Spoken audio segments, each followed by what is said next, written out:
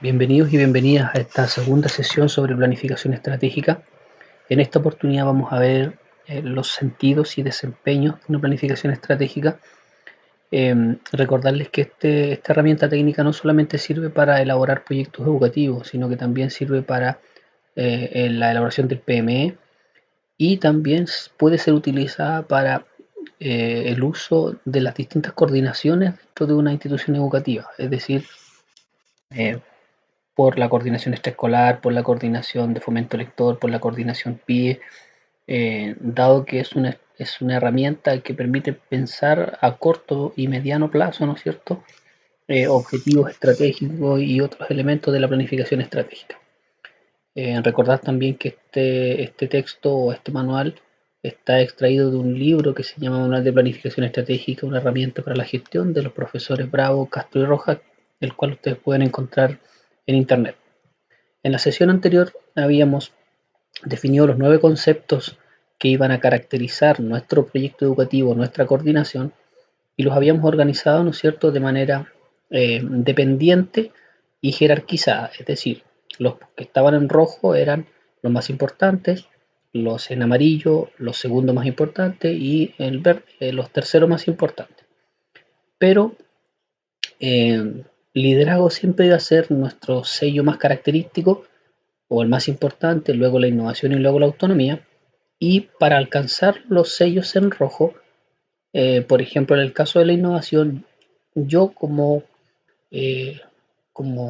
proyecto educativo había definido que para alcanzar la innovación, primero tenía que conseguir la creatividad y antes que la creatividad necesitaba conseguir la perseverancia. Es decir, ¿por qué digo jerarquizada y dependiente?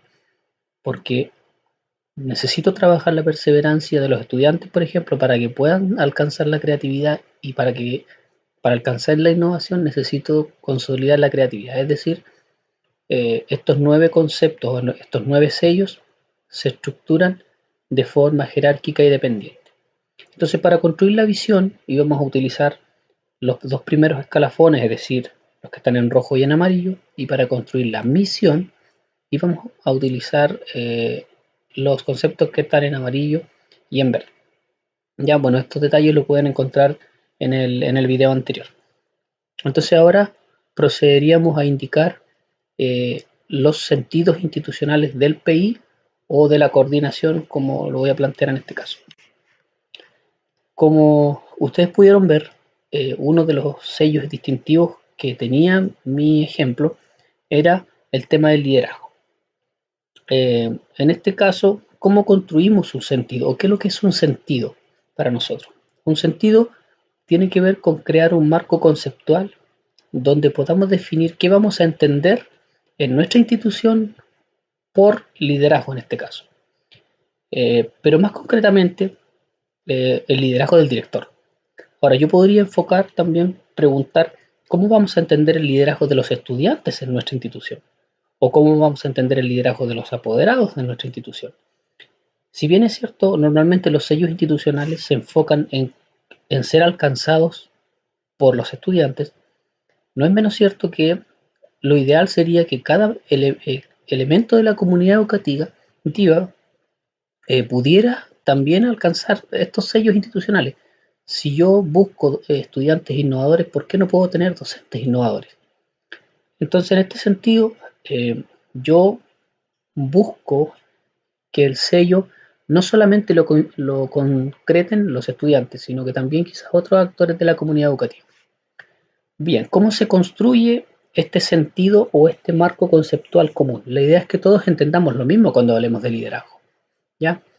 O cuando hablemos de innovación o cuando hablemos de respeto, ¿ya? Entonces, ¿cómo se construye este sentido? Bueno, al igual que en el tutorial anterior, había una pseudo fórmula matemática para construir el sentido. En este caso, se construye a través de un verbo en primera persona plural, el principio que nosotros vamos a elegir, que puede ser rojo, el amarillo o el verde, ¿no es cierto?, de los que mostré anteriormente, el actor que va a afectar y la información citada. ¿Por qué la información citada? Lo ideal es que nosotros respaldemos nuestro sentido sobre una fuente de literatura bibliográfica, es decir, vamos a buscar nuestro sello liderazgo, vamos a buscar una fuente, un libro, un autor, ¿no es cierto?, que haya escrito sobre liderazgo. Vamos a tomar una cita y de esa cita vamos a rescatar información relevante. En este caso, habla de cómo se deben resolver los problemas, el liderazgo, cómo debe resolver problemas utilizando el análisis global. Entonces, en este caso, yo voy a considerar que, o lo que voy a rescatar de esa cita es que en la resolución de problemas es mejor utilizar el análisis global como estrategia. Entonces, el sentido queda redactado de la siguiente forma. Creemos, es decir, el verbo en primera persona plural. ¿Por qué el concepto creemos? Porque estamos asegurando algo. Creemos o estamos seguros que, o la definición institucional es esta, es decir, estamos asegurando una comprensión colectiva. Entonces, se parte con un verbo en primera persona plural. Es decir, creemos que el liderazgo directivo, en este caso, bueno, planteamos que el liderazgo es nuestro principio, ¿cierto? O nuestro concepto, nuestro sello, ¿ya? Estamos hablando de un actor clave, que en este caso es el director, ¿ya? Y después incorporamos la información que habíamos extraído de la cita. De esta forma, entonces, planteamos que como institución entendemos el liderazgo directivo como aquella forma en que el director utiliza el análisis global para resolver problemas. Entonces, de esta forma, como institución tenemos claro qué vamos a entender por liderazgo mirándolo desde la perspectiva del director. Pero como yo decía anteriormente, nosotros podemos enfocar los sellos también desde la perspectiva del estudiante. Por ejemplo, si yo soy coordinador de enlaces y uno de mis sellos es la innovación, obviamente que yo tengo que construir mi sello enfocado, uno de los elementos importantes sería enfocarlo desde cómo vamos a entender la innovación desde los docentes en el área de enlaces, ¿ya? Y cómo vamos a entender la innovación desde el área de los estudiantes. Es decir, ¿qué tiene que hacer el docente para ser innovador o qué tiene que hacer el estudiante para ser innovador?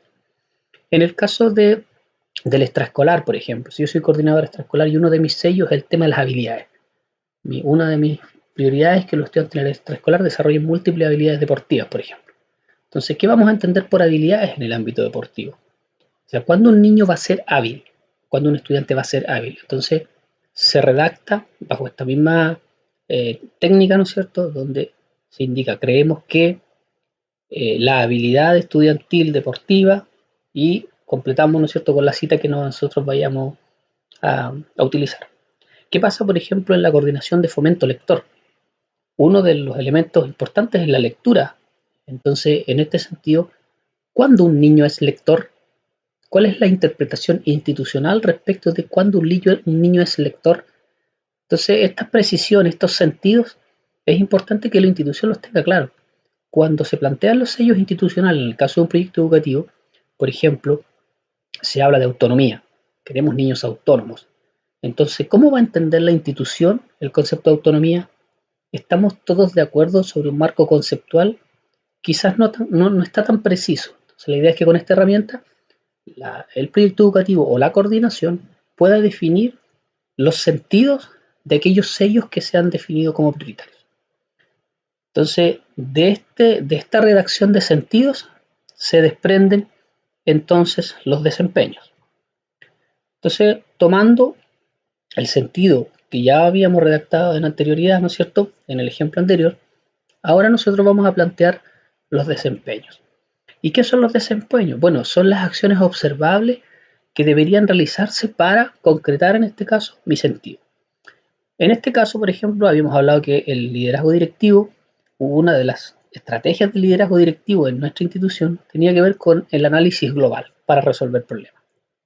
Entonces, en este caso, el desempeño uno dice, bueno, el director para lidera, recuerden que estábamos hablando del sello liderazgo, el director del establecimiento lidera el análisis global de un problema cuando recurre a foros de conversación. En este caso,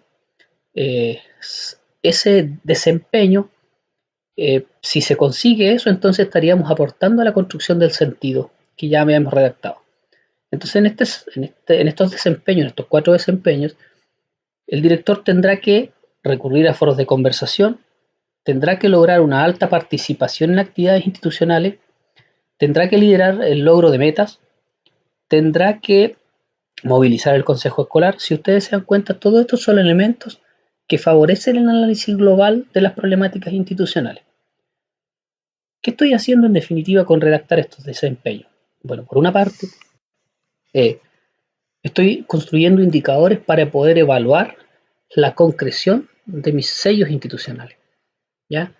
Normalmente cuando hacemos el PME de repente abordamos alguna área y no tenemos claros los indicadores para poder evaluarlo. Entonces en este caso estos desempeños tanto me sirven para evaluar el logro del sello como también me sirve para evaluar eh, o poder monitorear, ¿no es cierto?, el avance de cada uno de estos sellos.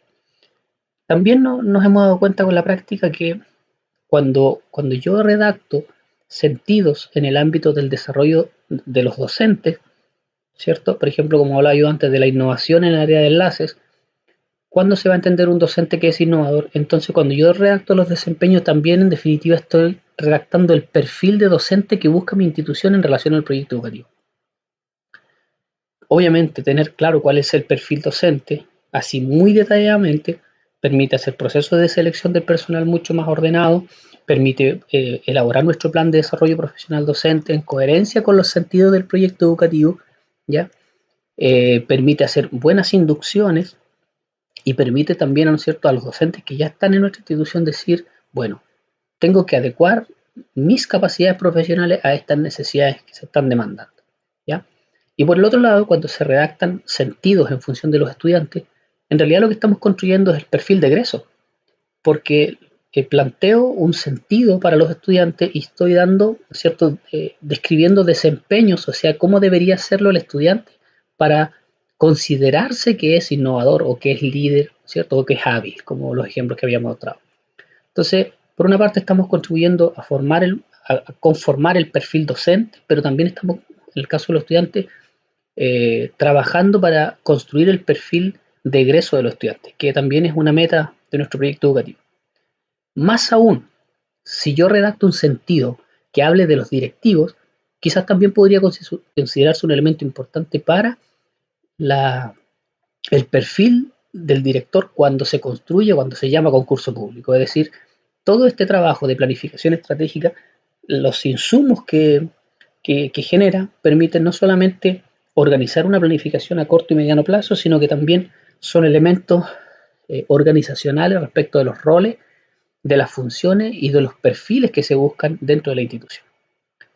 Bueno, de esta forma entonces, ustedes abordan cada sello, redactan un marco conceptual que son los sentidos, cómo lo vamos a entender a nivel institucional, y por último los descriptores o los desempeños que van a dar cuenta de ese sentido.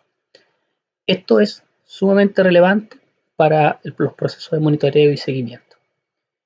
Bien, esto sería entonces esta breve sesión. Para el próximo taller ya vamos a comenzar con la planificación propiamente tal, y uno de los grandes desafíos en la planificación estratégica es definir, bueno, mis debilidades como institución y luego cómo estas debilidades las subsano a través de identificar mis fortalezas y las oportunidades que tengo como institución. ¿Ya? Lo mismo ocurre para las coordinaciones. ¿Cuál es mi debilidad como coordinación? ¿Tengo fortalezas institucionales o oportunidades del entorno que me permiten subsanar esas debilidades? Bueno, el próximo taller vamos a ver entonces FODA y un FODA muy particular enfocado en los estándares indicativos de desempeño, ¿no es cierto?, que son uno de los marcos regulatorios que tenemos para evaluar quizás nuestra trayectoria educativa. Así que los dejo invitados para la próxima sesión.